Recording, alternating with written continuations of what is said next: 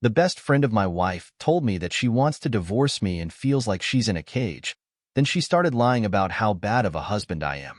Several years after we launched our bookstore and cafe, things had settled into a comfortable rhythm. My wife, Jane, seemed happy with our progress, and the business was thriving. Our 2 children were growing up fast, and life appeared to be moving forward as we had planned. But then one evening, something unexpected happened. Jane's best friend, Emily, reached out to me, asking if we could talk. Emily had been a part of Jane's life long before I came into the picture. She was someone I trusted, and I could tell from the tone of her message that it wasn't just a casual request. We met at the cafe after hours. I brewed a pot of strong coffee, and we took our cups outside to the patio where the warm summer breeze gently swayed the leaves of the trees lining the street. I sat down, feeling a little uneasy, not knowing what Emily was about to tell me. After a few sips of coffee and some brief pleasantries, she got straight to the point. "I've been holding on to this for a while, but I think you need to know," Emily began. "Jane has been talking about leaving you." The words hit me like a punch in the gut. I stared at her, trying to process what she had just said. "Leaving me? What do you mean?" I asked, my voice betraying the shock I felt. Emily took a deep breath. "She's been thinking about filing for divorce. She hasn't made any moves yet, but she's been planning it for a while now. She believes the bookstore is doing well enough to support her, and she thinks she can leave without too much difficulty." My mind raced. Divorce? Jane had never mentioned anything about being unhappy enough to leave. We had our ups and downs, sure, but I had no idea things were this bad. "Is she seeing someone else?" I asked, trying to grasp for any logical explanation. Emily shook her head. "Not that I know of. But lately, she's been spending a lot of time with some of the single men from your circle. It's not that she's having an affair. I don't think it's anything like that. But she's made new friends, questionable friends, and she's been distancing herself from the people she used to be close to." I sat back, feeling the weight of her words settle over me. "What do you mean by questionable friends? What's going on with her?" Emily sighed. "I've noticed a shift in her behavior over the past few months. She's not the same person she used to be. And honestly, I think her mental health is playing a big part in it. Ever since her first breakdown, she's been different. I don't think any of these new friends know about her struggles. She's kept that part of her life hidden. I'm worried about her, and I thought you should know what's going on." I rubbed my face, trying to push away the growing sense of dread. Jane had struggled with mental health issues for years, but I thought we were managing them together. We had built this life, this family, this business, all with the understanding that we were in it for the long haul. Now, it felt like everything was unraveling. Emily leaned forward, her voice soft but firm. She's been confiding in some of the other women at the cafe during their meetups. She's been saying things that don't sound like her. She's told them that she never really wanted to marry you, that she only got involved with you because you were persistent and had a strong moral compass. I blinked, stunned. "She said that?" Emily nodded. "She said that when you first started dating, she was actually looking for an older man, someone with more money. But you were so determined, and you seemed like the right kind of person. I guess she thought it would work out. But now, well, now she's telling people that she feels trapped." I couldn't believe what I was hearing. The long drives to see her, the expensive phone bills from hours spent talking when we couldn't be together. It all seemed so long ago, but it had been real. We'd both come from difficult backgrounds, and that was part of what had drawn us to each other. Jane had fled with her mother from a war-torn country, her father had died in prison, and she'd spent years in foster care. She'd experienced more than her fair share of hardship. My own past wasn't much better. My parents had struggled with alcoholism, and my childhood had been filled with shouting matches and broken promises. We had both survived our respective traumas, and we had promised each other that our future would be different. But now, it seemed like Jane was rewriting our history, casting herself as a victim in a story that I thought we were writing together. I felt the ground shifting beneath my feet, and I didn't know how to stop it. "There's more," Emily said quietly, her eyes full of concern. "She's been saying things about you, things that could hurt you." I frowned, trying to keep my voice steady. "What kind of things?" "She's been telling people that you're controlling, that you've been holding her back, and that the business was your way of keeping her dependent on you. She's even hinted that you've been unfaithful. I could feel the blood draining from my face. Unfaithful? That's ridiculous. I've never. I know, Emily said quickly. I don't believe it for a second. But the problem is that she's convinced some people. And it gets worse. She's been working with some of her new friends to gather information on you. She's planning to take this to court. She wants to get social services involved, and she's even talking about going to the police. I sat there in stunned silence, my mind reeling. This couldn't be happening. Jane and I had problems, sure, but this was something else entirely. She wasn't just thinking about leaving. She was preparing for war. I don't know what to say. I finally managed. How did it get this far? I thought we were okay. Emily reached across the table and squeezed my hand. I don't know, but I thought you needed to know what's going on. You have to be ready, because it sounds like she's planning to make a move soon. I nodded, still feeling numb. Thank you for telling me. I don't know what I'm going to do, but at least I know now. We sat in silence for a few moments, the weight of the conversation settling over both of us. Finally, Emily stood up to leave. I'll be around if you need to talk, she said. Just take care of yourself, okay? I nodded again, watching her walk away. The sun had dipped below the horizon, and the shadows were growing longer. I sat there for a long time, staring at the empty coffee cup in front of me, trying to make sense of everything I had just heard. That night, I barely slept. My mind was racing, running through every conversation Jane and I had ever had, every moment we had shared, searching for clues that I had missed. How had it come to this? We had built a life together. We had 2 children. We had a business that was finally thriving. And now, it felt like all of that was slipping through my fingers. The next morning, I called a lawyer. I didn't know what Jane was planning, but I needed to be prepared. The lawyer listened patiently as I explained the situation, and by the end of the call, I had a plan. It wasn't much, but it was something. Over the next few days, I started gathering documents, bank statements, business records, anything that could prove I had been a responsible partner. I had no idea what Jane was going to accuse me of, but I wasn't going to be caught off guard. Meanwhile, things at home were tense.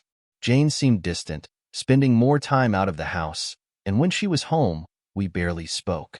Our children seemed to sense that something was wrong, but I didn't know how to explain it to them. How could I tell them that their mother was planning to leave? On Sunday, I went to church and delivered a sermon about forgiveness and grace. The irony wasn't lost on me. I was standing in front of a congregation, preaching about love and mercy, while my own marriage was falling apart. But I had to keep going. I had to hold it together for the sake of my family, my business, and my community. After the service, I met with a close friend, someone I trusted. We sat outside the cafe, just like I had with Emily, and I told him everything that was going on. He listened quietly, offering advice where he could, but mostly just letting me talk. By the time we finished, I felt a little better, but the weight of the situation still pressed down on me. As the days passed, I tried to prepare myself for what was coming. I didn't know when Jane would make her move, but I knew it was only a matter of time. Every time I saw her, I wondered if it would be the last time we would sit at the dinner table together as a family. Then, one evening, it happened. I came home to find Jane sitting at the kitchen table, her hands folded in front of her. She looked up at me, her face pale and drawn. "We need to talk," she said. I sat down across from her, my heart pounding in my chest. "What is it?" "I've been thinking about this for a long time," she began, her voice trembling slightly. "And I don't think I can do this anymore. I want a divorce." There it was, the words I had been dreading. "I think it's the best thing for both of us," she continued, her voice gaining strength. "I've felt trapped for a long time, and I need to be free." I swallowed hard, trying to keep my voice steady. "What about the kids? What about the business? We've built a life together." She shook her head. "I know, but I can't do it anymore. I'm not happy, and I haven't been for a long time. I've already spoken to a lawyer." I felt like the ground was falling away beneath me. "You've spoken to a lawyer?" "Yes," she said, her eyes flicking away from mine. "I didn't want to blindside you, but I had to do what was best for me." I sat there in stunned silence, not knowing what to say. Finally, I managed to speak. Is there someone else? She hesitated for just a moment before answering. No, there's no one else. I just need to be on my own. We sat there in silence for a few moments, the weight of her words hanging in the air. Finally, she stood up. I'm going to stay with a friend for a few days, she said. I think it's best if we have some space. With that, she grabbed her coat and walked out the door, leaving me alone in the empty house. The next few days passed in a blur. Jane had left, staying with one of her friends, and I was alone in the house with the kids. I tried to keep things as normal as possible for them, but it wasn't easy. They could tell that something was wrong, even though I hadn't told them the full story yet. At night, when the house was quiet and the kids were asleep, I found myself staring at the walls, wondering how we had ended up here. Our marriage had been far from perfect, but I had never imagined it would end like this. I thought back to when we first met, the excitement of falling in love, the dreams we had shared for our future. Now, all of that seemed so distant, like it belonged to another lifetime. I couldn't help but wonder if I had missed something along the way. Had there been signs that I had ignored? Was there something I could have done differently? But no matter how hard I tried to figure it out, the answers eluded me. One afternoon, a few days after Jane had left, I got a call from Emily. She wanted to check in, to see how I was doing. We met up again at the cafe, the same place where she had first broken the news to me about Jane's plans. It felt strange to be sitting there again, knowing that everything was now out in the open. How are you holding up? Emily asked as she sat down across from me, her expression full of concern. I shrugged, not really knowing how to answer. I'm managing, I said. The kids are fine, at least for now, but I'm not sure how much longer I can keep this up. Emily nodded. I can't imagine how hard this must be for you, but I'm glad you're trying to keep things as normal as possible for the kids. That's the most important thing right now. I took a sip of my coffee, letting her words sink in. I haven't told them about the divorce yet, I admitted. I don't even know where to start. She leaned forward, her voice gentle but firm. You'll find a way. Just be honest with them. They deserve to know what's going on. I nodded, knowing that she was right. But the thought of having that conversation with my children filled me with dread. How could I explain to them that their mother was leaving, that the life we had built together was falling apart? As we talked, Emily brought up something that had been weighing on her mind. I've been thinking a lot about what you told me last time, she said, about how Jane's been gathering information on you, planning to take you to court. Have you heard anything more about that? I shook my head. Not yet. I'm sure it's only a matter of time, though. Emily sighed. I hate that she's doing this to you. It's so unfair. I shrugged again, trying to hide the bitterness that was rising up inside me. It is what it is. I just have to be prepared for whatever comes next. We sat in silence for a moment, both of us lost in our thoughts. Finally, Emily spoke again. You know, I've been thinking about something. Jane's mental health. It's been a big part of all of this, hasn't it? I nodded slowly. Yeah, I think so. She's been struggling for a long time. Ever since her first breakdown, she hasn't been the same. Emily hesitated, as if she wasn't sure whether to say what was on her mind. I don't want to overstep, but do you think she's getting the help she needs? I let out a long sigh. I honestly don't know. She's seen therapists, but nothing seems to stick. I think part of the problem is that she doesn't really believe she needs help. That's tough, Emily said softly. Mental health is a tricky thing, but I just want you to know that none of this is your fault. You've done everything you can. Her words were meant to be comforting, but they didn't take away the guilt that gnawed at me. Deep down, I still felt like I had failed in some way.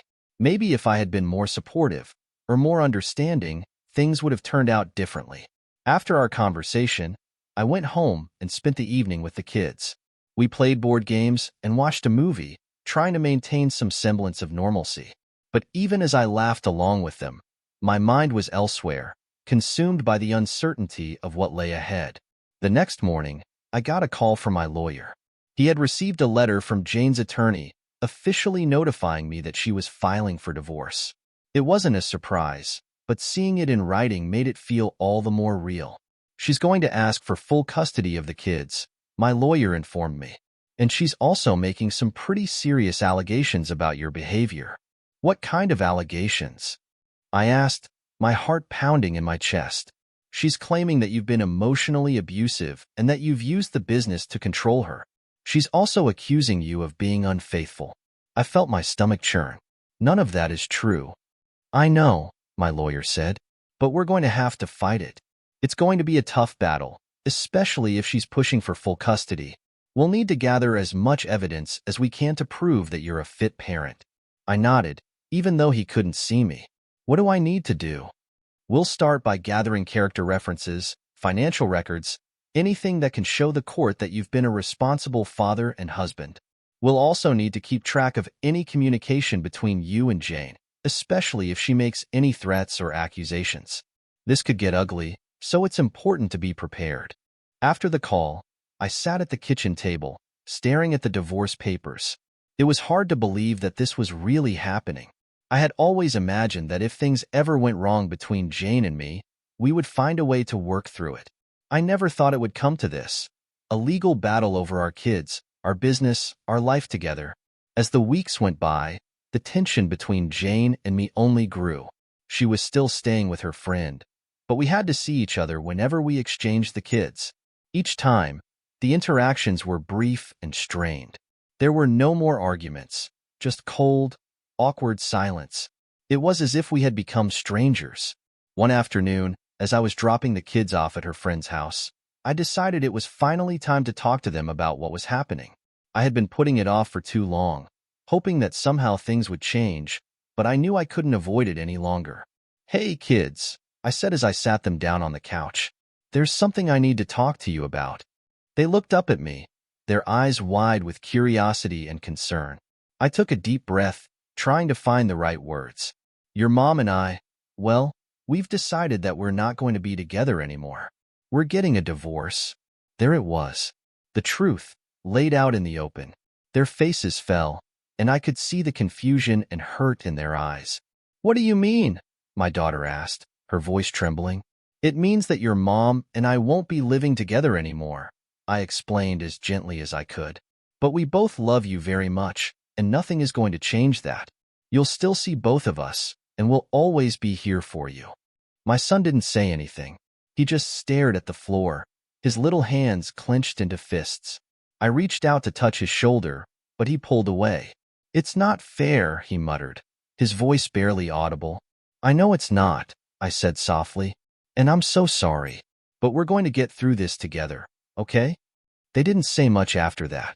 We sat in silence for a while, and eventually, they went off to their rooms, leaving me alone in the living room with the weight of what I had just done. Telling them the truth had been one of the hardest things I had ever had to do, but I knew it was the right thing. They deserved to know, even if it hurt. Over the next few weeks, the divorce proceedings moved forward. My lawyer and I worked tirelessly to build a case, gathering every piece of evidence we could find to counter Jane's accusations.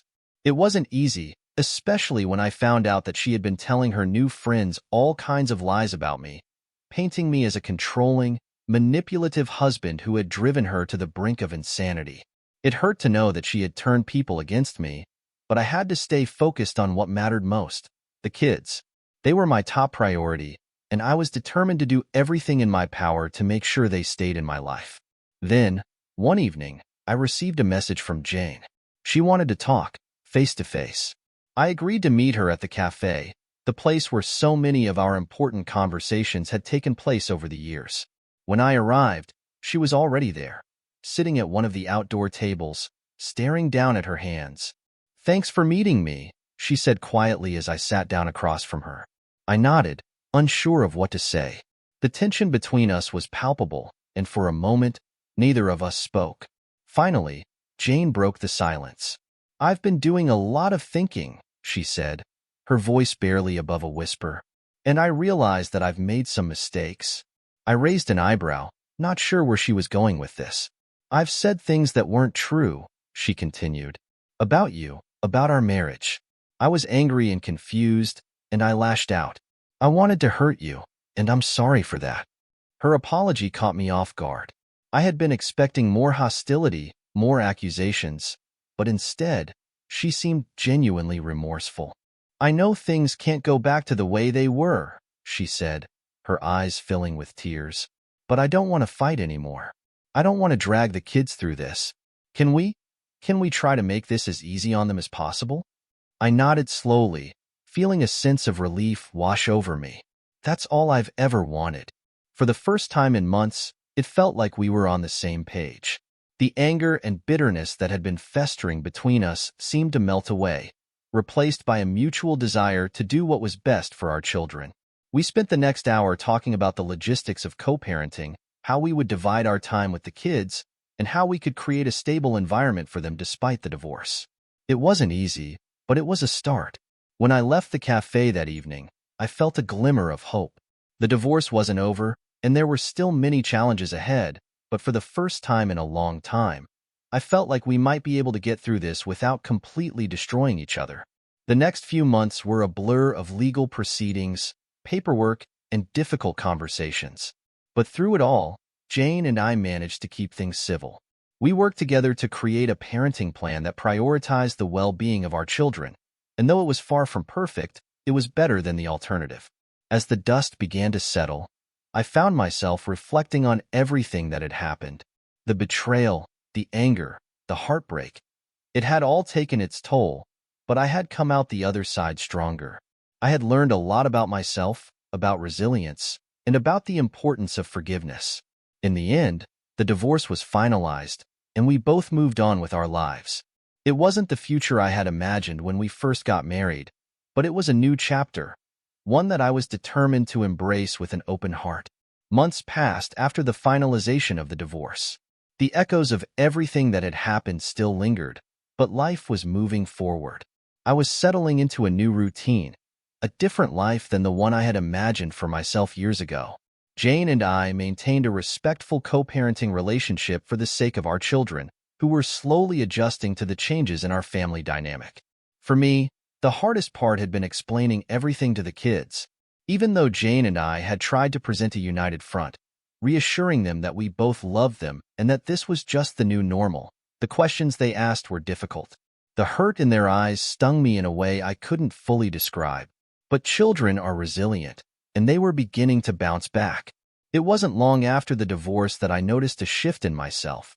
I started spending more time at the bookstore, pouring myself into the work I had once shared with Jane. The cafe attached to the bookstore had become a hub of activity for the local community, and I found some solace in the steady hum of customers coming in and out, the smell of fresh coffee and baked goods filling the air. One afternoon, as I was closing up the shop for the day, I ran into Emily again. She had been a steady source of support through everything, always checking in on me, even when things were rough. We hadn't spoken in a few weeks, so it was nice to see her again. "Hey," she said as she approached me, a warm smile on her face. "How have you been?" I shrugged. "I'm getting there," I replied honestly. "It's been an adjustment, but I think things are finally starting to settle down." She nodded, her expression softening. "I'm glad to hear that. You've been through a lot." I offered her a small smile, feeling a pang of gratitude for her friendship. "Thanks. I appreciate you checking in on me." Emily hesitated for a moment, then glanced at her watch. "I was about to grab a coffee before heading home. Do you have a few minutes to join me?" I looked at the cafe, which was now closed for the evening, and then back at her. "Sure, why not? I could use a break." We walked down the street to a nearby coffee shop that had become a regular spot for locals. The small, cozy space felt familiar and comforting, and as we sat down with our drinks, I realized how much I had missed having a real conversation with someone. Not just the brief, polite exchanges I had with customers or colleagues, but a genuine, meaningful talk. "So, how are the kids?" Emily asked, taking a sip of her latte. "They're doing okay," I replied, stirring my coffee absent-mindedly. "It's been hard for them, of course, but they're adjusting. I think they're starting to understand that this isn't their fault." Emily smiled softly. "Kids are more resilient than we give them credit for sometimes." "Yeah," I agreed. "I've been trying to be there for them as much as I can. It's tough, though. I feel like I'm constantly walking on eggshells, trying not to mess up." She reached out and touched my arm briefly. "You're doing great. Don't be too hard on yourself." I sighed. leaning back in my chair. It's just, I never wanted it to be like this. I wanted them to have a stable home, you know? I wanted things to work out with Jane, but Emily nodded, understanding written across her face. I know. It's not what any of us imagined, but you're doing the best you can, and that's all anyone can ask for.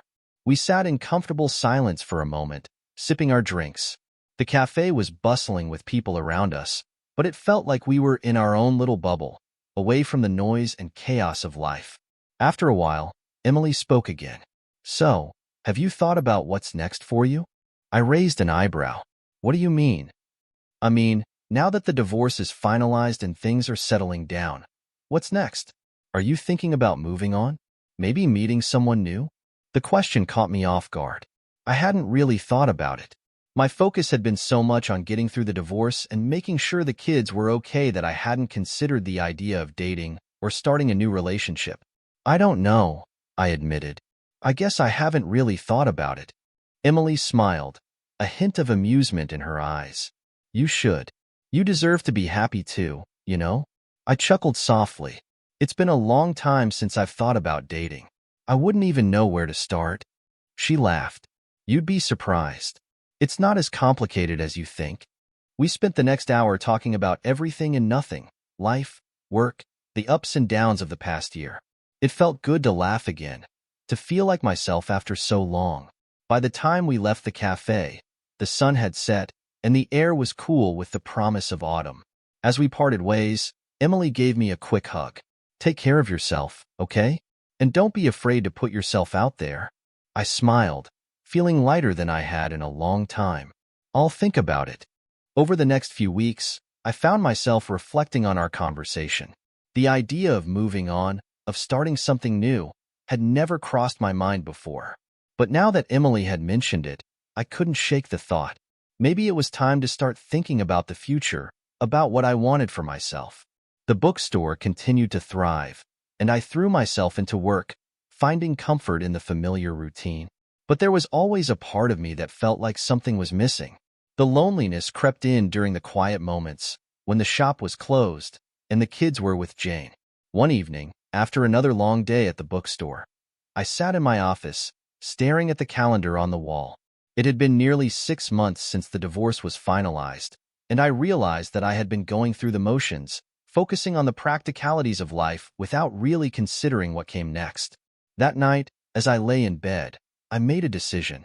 I wasn't going to let the past hold me back any longer. I was ready to start thinking about the future. The next day, I took a step that I hadn't expected to take. I signed up for an online dating app. It felt strange, almost surreal, but I figured it was worth a try. I wasn't expecting anything serious, just a chance to meet new people, to see what is out there. The first few days were awkward. I exchanged a few messages with different people, but nothing seemed to click. I wasn't sure if it was because I was still guarded or because I was out of practice, but it felt like I was fumbling my way through the process. Then, one evening, I received a message from someone named Sarah. She seemed different from the others. Her messages were thoughtful, engaging, and she had a sense of humor that immediately put me at ease. We exchanged a few more messages, and before I knew it, we had been chatting for hours. Over the next week, our conversations grew more frequent, and I found myself looking forward to hearing from her. There was something about her that felt familiar, comforting, and exciting all at once. Eventually, we decided to meet in person. I was nervous, of course. It had been years since I had gone on a first date, but there was a part of me that was also eager to take this step. We met at a quiet little restaurant downtown. Sarah was just as warm and engaging in person as she had been in our messages. We talked for hours, sharing stories about our lives, our work, our experiences. There was an ease to our conversation that felt natural, like we had known each other for much longer than we had. As the evening came to an end, I realized that I hadn't felt this way in a long time. There was a spark between us, something that I hadn't expected to find again. Over the next few weeks, Sarah and I continued to see each other. We went on walks in the park, had dinner at new restaurants, and spent quiet evenings talking over coffee. It was all so different from what I had been used to with Jane, but in a good way. It felt fresh, uncomplicated, and full of possibility. One evening, as we sat together on a bench in the park, watching the sun set over the horizon, Sarah turned to me and asked, "What do you want for your future?" The question caught me off guard. I hadn't really thought about it in such clear terms. "I don't know," I admitted. "I guess I just want to be happy. I want my kids to be happy. And I want to build something new." She smiled softly. "That sounds like a good plan." We sat there in comfortable silence for a while, watching the colors of the sky shift and change. In that moment, I realized that I was finally ready to let go of the past. The weight of everything that had happened with Jane, the bitterness and hurt, had started to lift. I was moving forward, and it felt good. As Sarah and I continued to grow closer, I also found myself reconnecting with parts of myself that I had lost over the years. I started playing guitar again, something I hadn't done in ages. I found joy in the small things, like cooking dinner for the kids or going for a run in the early morning. Life, for the first time in a long time, felt full of possibilities. The relationship with Sarah blossomed naturally, and before long, she had become a part of my life in a way I hadn't expected. She met the kids, and they took to her immediately. Watching them interact, laughing and playing, filled me with a sense of peace that I hadn't felt in years. There were still challenges, of course. Co-parenting with Jane wasn't always easy. There were times when disagreements flared up, especially when it came to decisions about the kids' schedules or school.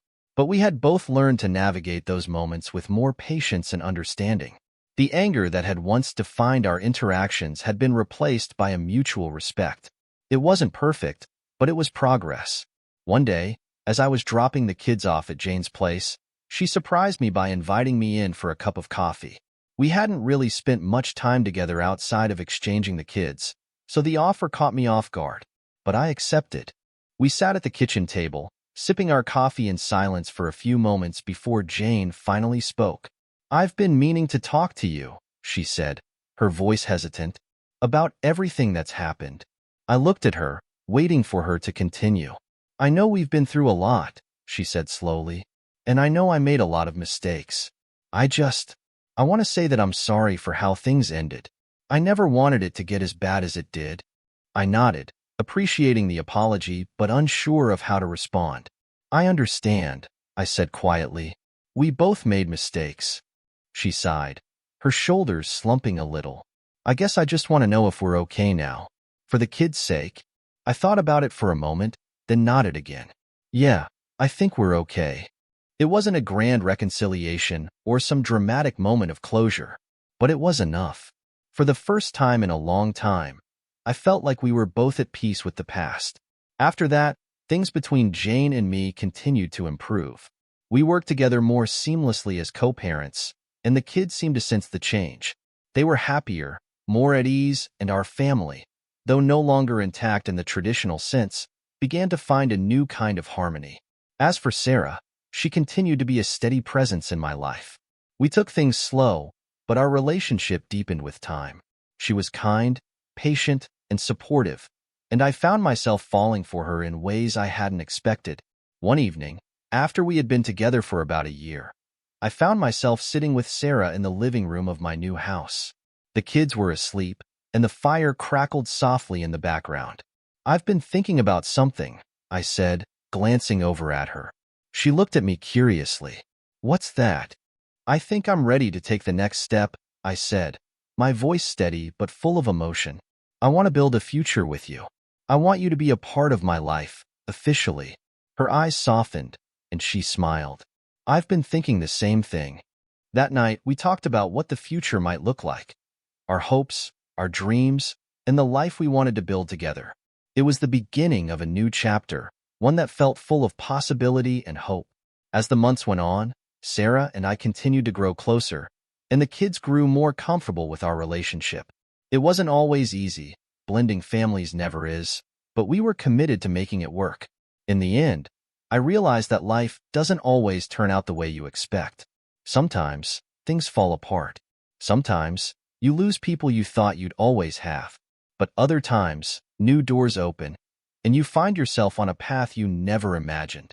Looking back on everything that had happened, my marriage to Jane, the divorce, the struggles, the heartbreak, I saw it all in a new light. It had been painful, yes, but it had also been necessary. It had brought me to where I was now, with Sarah, with my kids, with a future that felt bright and full of potential. And for the first time in a long time, I was truly happy. Life had settled into a comfortable rhythm. The chaos and uncertainty that had surrounded the divorce had faded into the background, replaced by a new normal. Sarah and I were building a life together, and while it wasn't without its challenges, it felt right. The kids had adapted to our new family dynamic, and over time, they had grown fond of Sarah. It was still a delicate balancing act, managing the co-parenting arrangement with Jane, blending our lives with Sarah's, and figuring out what the future looked like. But it was working. Months passed, and the small moments of everyday life started to fill with a sense of calm that I hadn't felt in a long time. Sarah had moved in with me, and the house, once full of painful memories, was now filled with laughter and warmth. We were slowly transforming it into something that reflected us, a place where both of us felt at home. One evening, as we sat down for dinner, I noticed something different in Sarah's demeanor. She seemed quieter than usual, a little distracted.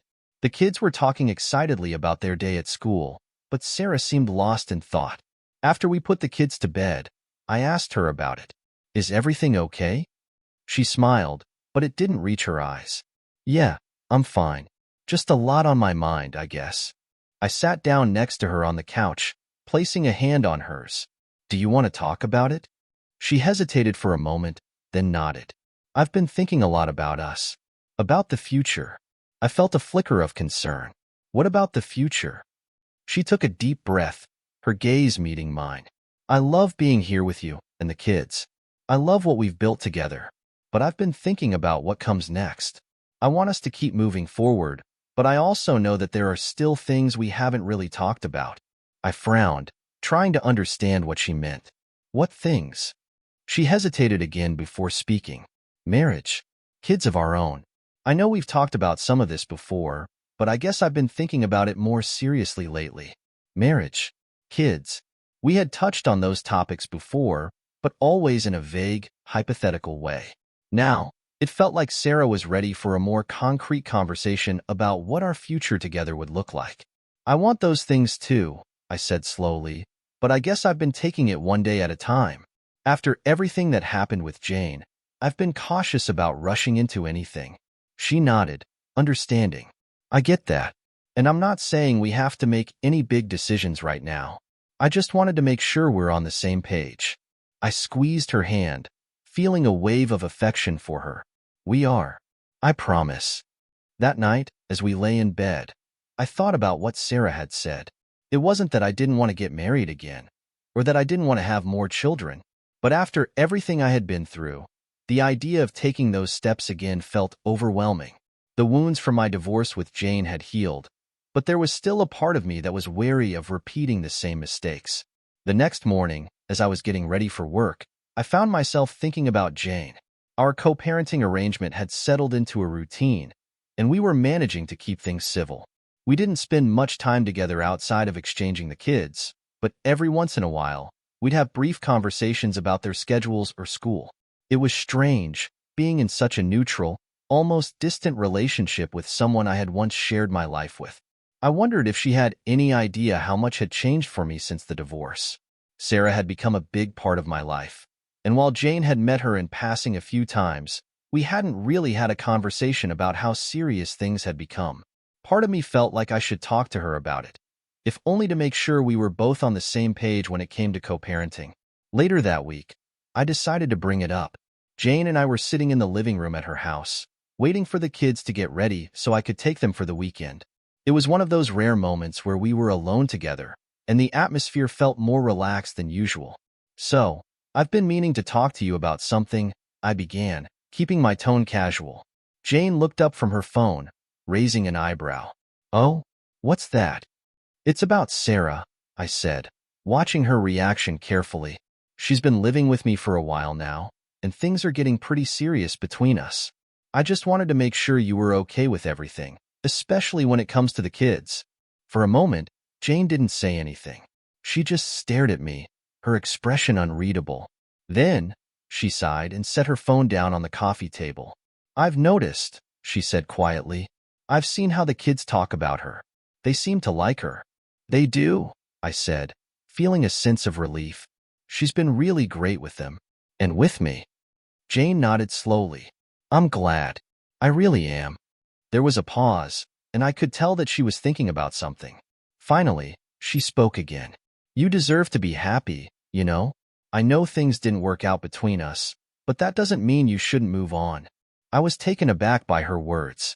There had been so much tension and bitterness between us after the divorce that I hadn't expected her to say something so kind.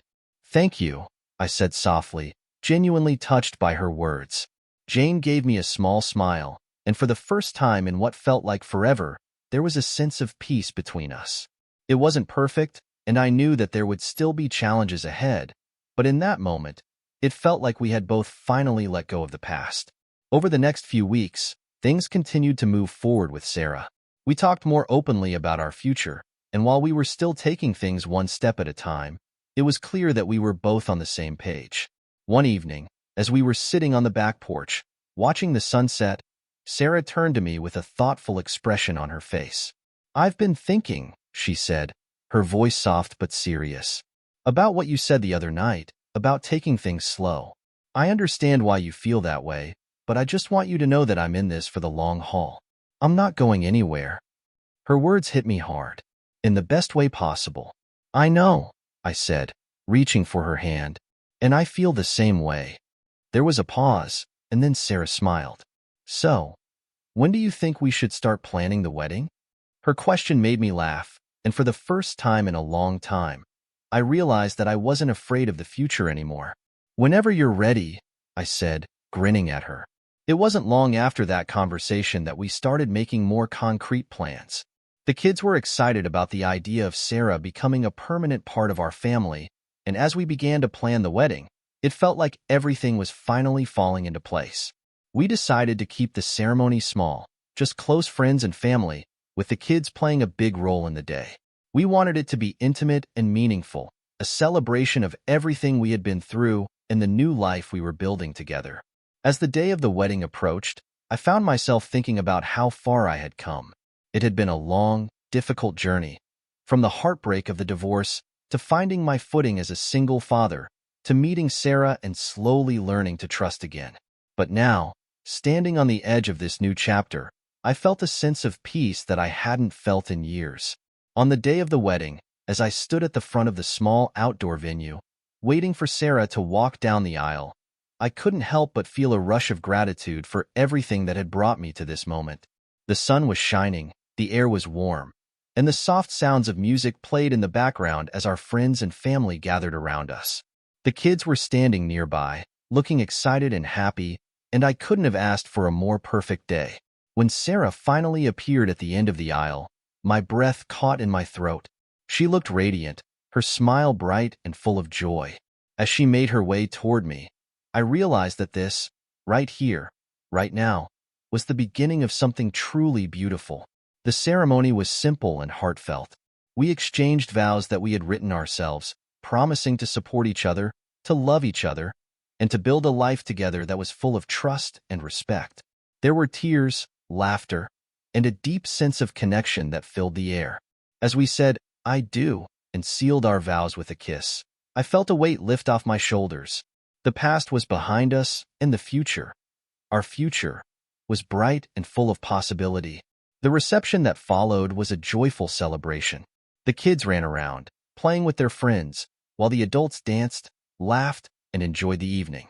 It was everything I had hoped for and more.